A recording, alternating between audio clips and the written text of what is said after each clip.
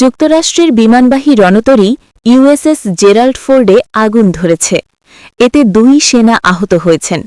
এদিকে প্রায় 2 মাস রণতরীর অত্যাধুনিক পয়ঃনিষ্কাশন ব্যবস্থায় বড় ধরনের ত্রুটি দেখা দিয়েছে। 5,000 নাবিককে দীর্ঘ লাইনে দিয়ে দাঁড়িয়ে অপেক্ষা করতে হচ্ছে।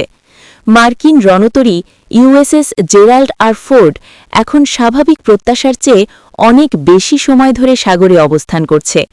দীর্ঘ সময় সাগরে থাকা এবং জাহাজের ত্রুটিপূর্ণ পয়ঃনিষ্কাশন বা প্লাম্বিং ব্যবস্থার কারণে সেনাদের মনোবল এখন তলানিতে। যুক্তরাষ্ট্রের বিমানবাহী রণতরী ইউএসএস জেরাল্ড ফোর্ডে আগুন ধরেছে।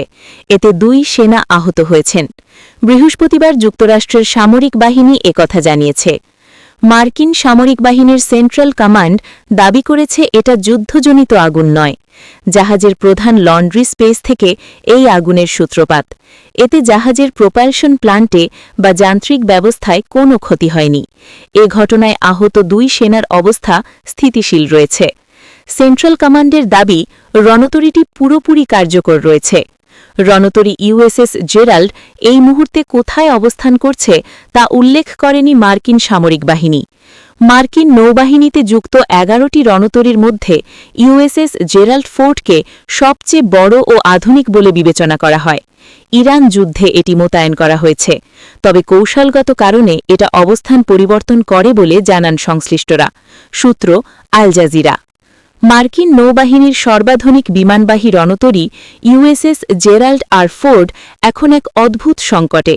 যুদ্ধ কিংবা সামরিক কৌশলের চেয়ে জাহাজটির পয়ঃনিষ্কাশন ব্যবস্থার করুণ দশা এখন আলোচনার কেন্দ্রে। সামাজিক যোগাযোগ মাধ্যমে একে উপহাস করে নাম দেওয়া হয়েছে টয়লেট যুদ্ধ। সংবাদমাধ্যম এনপিআর ও ওয়াল স্ট্রিট জার্নালের প্রতিবেদন অনুযায়ী প্রায় 5,000 নাবিক ও সেনার এই বিশালাকার রণতরীতে সচল টয়লেটের সংখ্যা এখন নগণ্য। অবস্থা এতটাই বেগতিক, একজন নাবিককে শৌচাগার ব্যবহারের জন্য 45 মিনিট পর্যন্ত লাইনে দাঁড়িয়ে অপেক্ষা করতে হচ্ছে।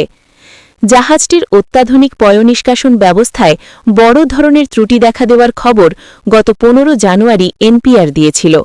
তখন এক প্রতিবেদনে বলা হয়, রণতরীটি মোতায়েন থাকা অবস্থাতেই এর বর্জ্য নিষ্কাশন নালাগুলো বারবার বন্ধ হয়ে যাচ্ছে।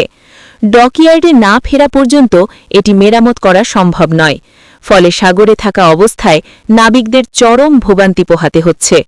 মার্কিন নৌবাহিনী অবশ্য দাবি করেছে, টয়লেটের এ সমস্যার কারণে তাদের যুদ্ধ প্রস্তুতি বা সক্ষমতায় কোনো প্রভাব পড়বে না।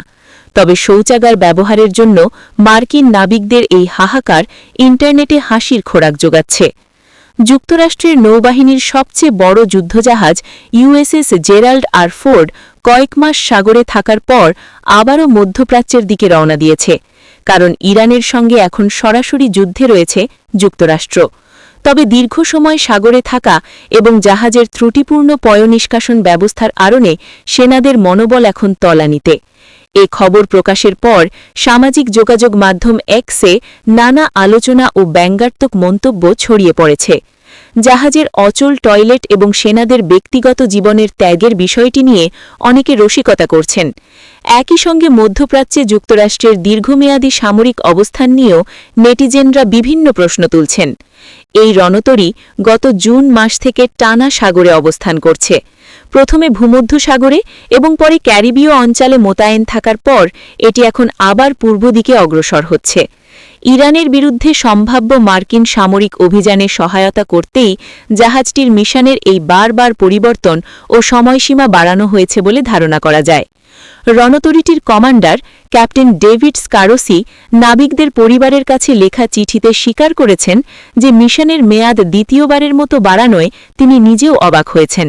তিনি লিখেছিলেন, তিনি আশা করেছিলেন কয়েক সপ্তাহের মধ্যে বাড়িতে ফিরে বাসার পেছনের উঠোনের বেড়া মেরামত করবেন, কিন্তু এর ভেতরে পরিস্থিতি বদলে গেছে। সাধারণত শান্তিকালীন সময়ে একটি বিমানবাহী রণতরীর মিশন 6 মাস স্থায়ী হয়। অবসরপ্রাপ্ত rear admiral Mark Montgomery Wall Street জার্নালকে জানান, পরিকল্পনাকারীরা জরুরি প্রয়োজনে মিশন কিছুটা দীর্ঘায়িত করার সুযোগ রাখলেও মার্কিন রণতরী ইউএসএস জেরাল্ড আর ফোর্ড এখন স্বাভাবিক প্রত্যাশার চেয়ে অনেক বেশি সময় ধরে সাগরে অবস্থান করছে। দীর্ঘ সময় সাগরে থাকা এবং জাহাজের ত্রুটিপূর্ণ পয়ঃনিষ্কাশন ব্যবস্থার কারণে সেনাদের মনোবল এখন তলানিতে। বর্তমানে মার্কিন নৌবাহিনীর বহরে 11টি বিমানবাহী রণতরী রয়েছে, যেগুলো পূর্ব পরিকল্পিত সূচি অনুযায়ী বিশ্বজুড়ে দায়িত্ব পালন করে। বর্তমানে জেরাল্ড আর ফোর্ডের পাশাপাশি ইউএসএস আব্রাহাম লিঙ্কনকেও মধ্যপ্রাচ্যে মোতায়েন করা হয়েছে। সূত্র মিডল ইস্ট আই। আন্তর্জাতিক ডেস্ক রিপোর্ট, বাংলার গেজেট।